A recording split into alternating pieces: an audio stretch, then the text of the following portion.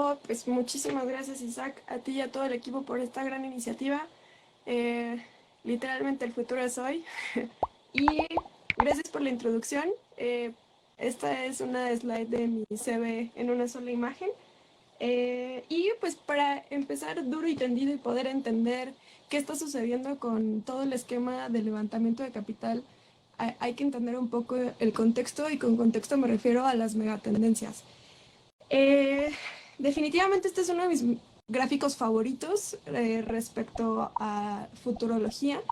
Hay una consultora que se llama Board of Innovation, que está en los Países Bajos y que hizo este escaneo de más de 20 industrias, cuál es el futuro a 150 años.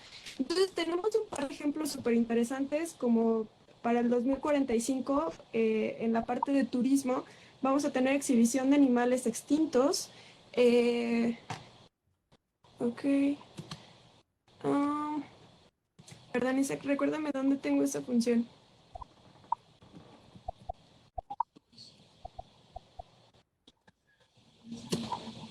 Súper, ya quedó. Muchísimas gracias. Me faltaba el megáfono para que todos me escucharan en el mundo. Continuando con la conversación, otra de las que tenemos que tener en el radar es en la industria del empleo, donde ya no vamos a tener currículums, sino que vamos a tener reportes de productividad, y sobre estos reportes es como vamos a poder seguir obteniendo empleos. O en el caso de las ciudades, vamos a tener departamentos subterráneos o ciudades en el mar. Entonces les recomiendo que lo busquen. Se llama Future Scan. Literalmente si lo googlean les va a aparecer, y creo que es una dinámica súper divertida, rompehielos, porque cada uno de nosotros que está en una industria va a tener mucho de qué hablar. Eh, y curiosamente, hay varios sectores en específico que se han impulsado a partir de esta contingencia, y hay 10 en específico de las que me gustaría compartirles. La primera es la economía de experiencias virtuales, que es justamente lo que nosotros estamos viviendo en este momento, ¿no? Pero pues puntualmente está el caso de la visita a las pirámides de Giza por medio de realidad virtual. O también están las mentorías de e-learning, donde Duolingo y Twitch hicieron fusión para que pudieras aprender idiomas por medio de los videojuegos. Curiosamente hubo una validación en una de las charlas que di la semana pasada, y varios chicos me confirmaban que ellos habían aprendido idiomas por medio de los videojuegos de manera empírica. Otra de las megatendencias es el shop stream, que es estar vendiendo los productos al mismo tiempo que están haciendo live. Este fue un caso en China en donde los productores en vivo presentan cuáles son los vegetales y los productos que tienen para que las personas lo compren. Por otra parte está el postventa online, o sea, una vez que ya lo compraste, cómo llega a ti. Y está el caso de Rappi con Kiwi, donde en Colombia pues ya están estos robots en la ciudad haciendo las reparticiones como modelo beta. Las soluciones compartidas con temas de open source. Ahí Ford, Uber y Lyft empezaron a hacer recolección de data de tráfico para la ciudad de Nueva York. Y justo el que sigue es el burnout o agotamiento mental y emocional.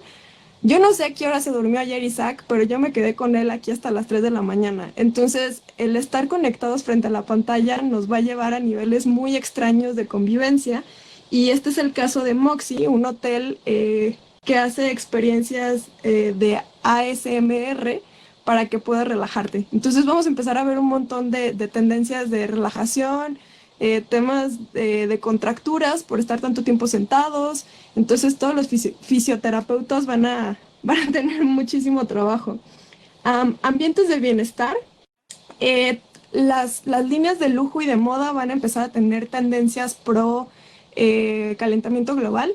Entonces, en este caso, el aire limpio es como el diferenciador de esta marca. Por otra parte está el apoyo en casa, los desarrollos de asistencia para las personas de la tercera edad que quieren empezar a hacer uso de todos estos productos. Tenemos una startup que está justo en la zona de emprendimiento del TEC, que es una casa geriátrica, y uno de sus mayores productos son el cómo hacer uso de la tecnología. O sea, las personas mayores van a estos lugares a aprender cómo usar la computadora, cómo usar el celular, WhatsApp, etcétera, etcétera. Por último, penúltimo, los compañeros virtuales, que paulatinamente van a ir dejando a un lado las aplicaciones para que los comandos de voz sean los únicos que tengas tú en uso del celular.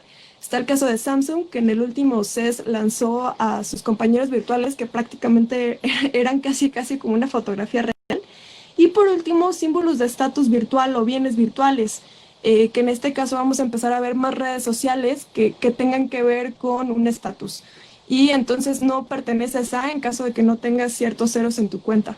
Entonces, toda esta toxicidad que tenemos como sociedad la vamos a ir evolucionando también a la parte virtual. Y en todo este sentido, es como paradójico pensar que no todos estamos preparados a pesar de decir que somos innovadores. Yo creo que pues nos quedamos en shock cuando nos preguntamos si realmente hay una ventaja competitiva, el que sean más rápidas las empresas tecnológicas, cuando en realidad creo que todos estamos partiendo desde la misma línea. En Estados Unidos solamente 20% de los emprendedores están presentando un incremento en sus ventas, y tenemos el caso de Airbnb, que después de 12 años de arduo trabajo lo perdieron todo en 6 semanas. Entonces nada está escrito en piedra, y una de esas áreas que quiero resaltar son cuáles son las industrias en las que están poniendo foco en este momento. O sea, si estamos hablando del levantamiento de capital en tiempos de COVID, o sea, ¿dónde tengo que enfocar mis esfuerzos? ¿Cómo tengo que pivotear? ¿Con quién tengo que hacer esas alianzas? Y en este caso, pues es el tema de comida, salud, blockchain, software as a services y deporte.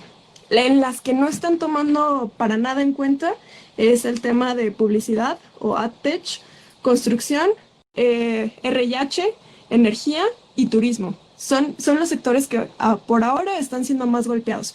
Ahora, esto es un panorama desde el punto de vista de Estados Unidos. Esta es una métrica que me hace muy atractivo. Olip es uno de los fondos más representativos de Latinoamérica porque fue el primero que invirtió en Cornershop, Rappi y todos los gigantes que se puedan imaginar en el mundo de las startups.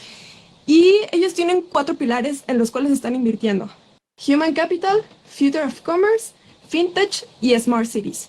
Y en cada uno de ellos hicieron este mapa de calor donde el recuadro blanco son las industrias en las que están invirtiendo en este momento. Y en ese caso voy a hacer un ejemplo de cada uno de ellos. En el primero, que es el futuro del comercio, los e-games van a empezar a ser una tendencia, y pues tenemos el caso mexicano de cómo empezaron a hacer los torneos de FIFA por medio de la televisión abierta. O sea, esos juegos mediáticos jamás hubieran sucedido si no hubiéramos tenido esta pandemia, ¿no? Y como toda una industria se tiene que reinventar por completo, y le abre la puerta a todo un paradigma, inclusive social, porque va a llegar a todos los estratos. Una segunda apuesta son las fintech. Está el caso de ePesos, que es una empresa regiomontana que acaba de levantar una ronda de 21 millones de dólares en acción de capital, y lo que hace es que tú descargas la aplicación y te dan un 30% de tu quincena durante el plazo mientras que llega la que sigue. Entonces son como microcréditos en donde están aprovechando el sector de que el 70% de los mexicanos no estamos bancarizados. Entonces el testeo de las fintech en México es muchísimo más elevado porque la adopción es muchísimo más rápido que en cualquier otra parte del mundo, inclusive comparándolo con China o con India. Otra de ellas es parte de Human Capital, todo lo que tenga que ver con deportes. Ahora que tienes que hacer cita para ir al gimnasio o que tienen que adecuar un espacio en específico para ti y poder hacer ejercicio. Está el caso de Pelotón, que es una aplicación que aumentó sus acciones en un 900% a partir de la pandemia, y que también hace como un tema de gamificación con todas las personas que forman parte de ella. Por último, tenemos en la parte de Smart Cities, está IoCity, que también es de un regiomontano que ha hecho colaboraciones con las Naciones Unidas para hacer traqueos de blockchain para entrega de despensas en Colombia, por ejemplo. Entonces, a lo que se dedica esta startup es poder hacer toda una estructura en línea de un gobierno, pero se están yendo a gobiernos municipales. Entonces, ¿cómo puedes pagar impuestos? ¿Cómo puedes pagar tu predial? ¿Cómo todo esto de la burocracia se puede pasar en línea y podemos evitar todo este tema de corrupción? Entonces, estas son 4 de las áreas donde uno de los fondos más representativos de Latinoamérica está poniendo el ojo. Pero ¿cuáles son los pasos siguientes, no? O sea, muy bien, ya entendimos cuáles son esas megatendencias y en dónde están poniendo el ojo. Pero ¿qué va a pasar ahora? Va a haber menos acuerdos y las rondas de financiación van a ser más largas. ¿A qué me refiero con esto? Hicieron una encuesta en donde más o menos más de 450 emprendedores de Estados Unidos decían que la respuesta que están teniendo, por lo menos 40% de ellos está siendo más lenta, o el 30% también está diciendo que está siendo medianamente más lenta, y caso contrario, el 30% está teniendo una respuesta más rápida, porque probablemente la industria lo está pidiendo. Esta otra parte de esta gráfica es súper interesante porque sabemos que Suma ahora es muchísimo más valiosa que si sumamos a todas las aerolíneas del mundo, ¿no? Pero, ¿cómo hicieron esas transacciones millonarias a personas a las que no les ven la cara? O sea, ¿cómo tú estarías dispuesto a invertir tu capital como inversionista a un emprendedor al que solamente lo estás viendo por una pantalla? Ese es como uno de los paradigmas más grandes que están viviendo en este momento los inversionistas del capital de riesgo. Y pues bueno, el 53% dice que no estaría dispuesto a invertir, pero casi casi menos de la mitad dice que sí estaría dispuesto a invertir a pesar de no verles la cara. Y siguiendo esta línea, este se me hizo un dato muy curioso para los emprendedores que me están escuchando, porque para ellos sí toman mucho en cuenta que todo el equipo esté trabajando de manera remota. O sea, el 40% de los inversionistas dicen que les es un 25% menos atractivo si todo el equipo está trabajando de manera remota. Entonces, todavía como esta percepción entre generaciones del desempeño de los equipos a partir del home office sigue siendo, yo creo que un paradigma o un tabú, que al final de todo este ciclo vamos a ver qué tanta productividad o impacto tenemos, ¿no? Ahora, las valoraciones van a ser muchísimo más bajas, obviamente. Y esto ya había sido un crecimiento paulatino. Va a haber 2 cifras que se van a parecer mucho, pero que no tienen una correlación, y es el caso de que el 53% de los fondos de capital que estaban en una etapa inicial ya venían reduciendo su tasa desde el 2018. Y eso se ve pues completamente pues impactado en qué porcentaje de la valoración hacia las startups se va a reducir.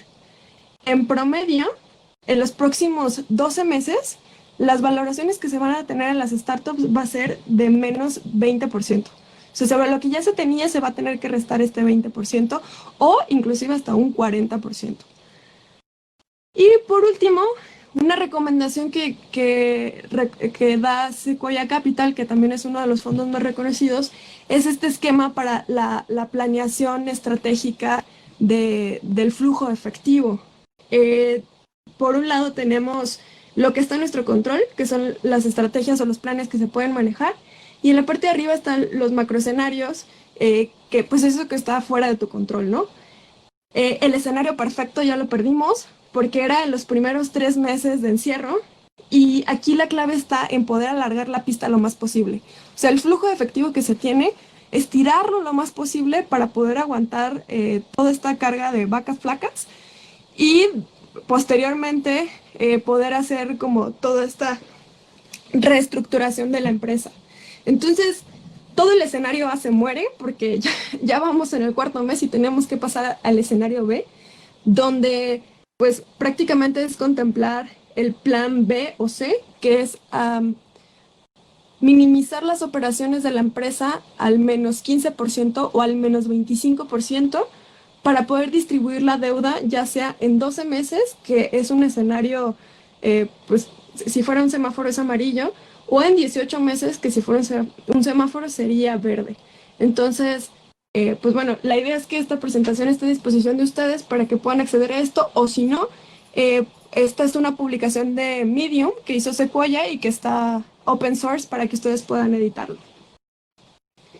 Y ahora, muchos se acercan y me dicen, Neisa, ¿cómo me voy a acercar a los fondos? ¿Cuál es el primer paso que tengo que dar? Una de las recomendaciones que a mí me gustaría dar es Deck Checker, que es un proceso beta que está haciendo el VP, donde tú subes, te registras y subes a la plataforma tu deck y ellos te van a dar recomendaciones de qué es lo que tienes que mejorar y en caso de que estés listo, ¿cuáles son los 3 fondos a los que deberías de aplicar dependiendo tu tesis de inversión? Entonces, creo que es una de las mejores formas de poderte acercar y uno de los tips and tricks es que busquen a los analistas financieros en LinkedIn. Porque si tú buscas al General Partner, pues claro que va a ser la cabeza, pero no va a tener el tiempo para poder leer tu deck. Entonces, los analistas financieros son quienes están todo el tiempo buscando pipeline y ellos son las personas clave para poderte acercar por primera vez a un fondo que tú ya le pusiste el ojo. Y si quieren aprender más del tema, les recomiendo muchísimo Vice Academy. Esta es una iniciativa que estuvimos trabajando por parte del TEC de Monterrey y EGADE Business School para todas las personas que quieren saber más y específicamente es lo que no sabes del Venture Capital. Entonces, en este momento les estoy mandando a todos por medio del chat las ligas a las cuales pueden acceder al contenido gratuito que tuvimos hace casi un mes, donde reunimos a más de 8 expositores y 35 mentores de todo el mundo para que las personas que quisieran aprender a invertir en capital de riesgo lo pudieran hacer y los que quisieran levantar su primera ronda también lo pudieran hacer. Nuestra siguiente edición va a ser en noviembre por medio de Inc. Monterrey y pues bueno, este contenido está abierto en Facebook. Tienen que hacer una solicitud muy breve. Digo, ustedes ya tienen acceso a los links, pero pues es abierto al público y lo que queremos es sumar más personas a la comunidad de capital de inversión, porque en este momento la incertidumbre política y social nos está brillando que la iniciativa privada sea quienes son los que tengan que impulsar todas estas iniciativas. No sé si hasta aquí alguien tenga alguna pregunta. Justo ya estamos llegando a los 30 minutos de la charla del día de hoy.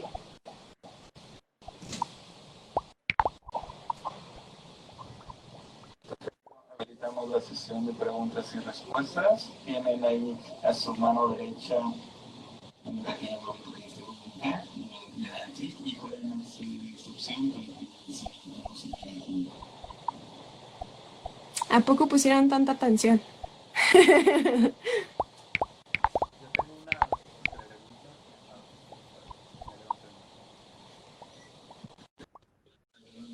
Ajá, se escucha como muy al fondo.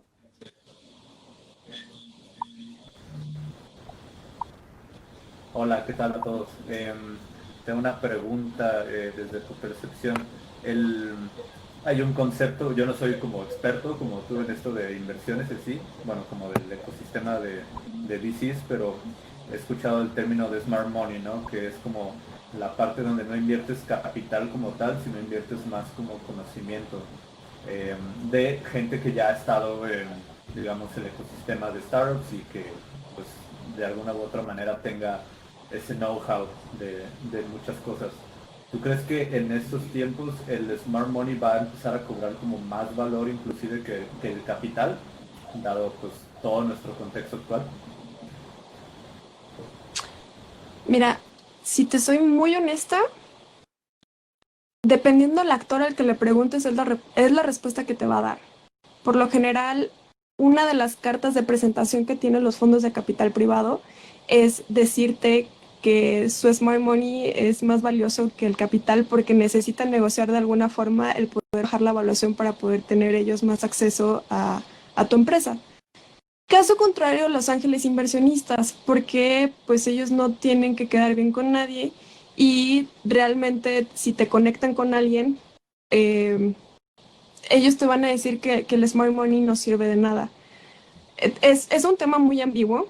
O sea, al día de hoy, la mayoría de los VCs como más rankeados dicen que está como muy desgastado el término y que se utiliza para todo. Es como cuando dicen, es que es innovador. Pero ¿qué significa ser innovador? Como no es algo que se pueda medir, no sabes si realmente te está generando un impacto. Entonces, creo que debes de ser muy consciente que si alguien te dice Smart Money, ¿cuánto significa eso? O sea, ¿cómo puedes hacerlo cuantitativo cuando Smart Money es cualitativo? Entonces, vamos a poner un caso hipotético. Am, yo soy una refresquera que estoy buscando el lograr hacer eh, disolver mis plásticos porque va a entrar una política pública que me va a pedir hacerme responsable del 50% de las emisiones que yo hago del plástico. Y si yo tengo el desarrollo biotecnológico de una bacteria que se puede comer a todo ese plástico y generar un combustible, ahí sí estamos hablando literalmente de un smart money. Y si esa refresquera tiene un fondo de Corporate Venture Capital, claro que me va a encantar hacer un crossover con ellos y ahí sí estamos hablando de un smart money. Pero cuando hay alguien que simplemente quiere inyectar capital por inyectar capital, independientemente de que no te tome en cuenta, que no esté en tu consejo, que no te esté dando seguimiento, que le estás pidiendo recursos humanos para ingeniería y que ni siquiera te tomen atención, ahí se queda muy en palabras. Entonces, si puedes pasar de lo cualitativo a lo cuantitativo, cuando alguien te hable de Smart Money, yo creo que esa va a ser la diferencia. Excelente respuesta. Muchas gracias.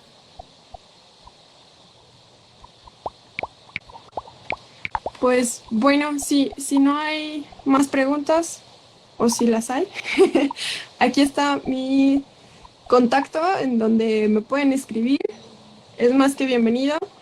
Eh, ¿Hay alguien que está levantando la mano? Ah, no, está aplaudiendo. Muchísimas gracias por la oportunidad y creo que esto va a ser el principio de muchas cosas. Bien hecho, Isaac y equipo y compañía.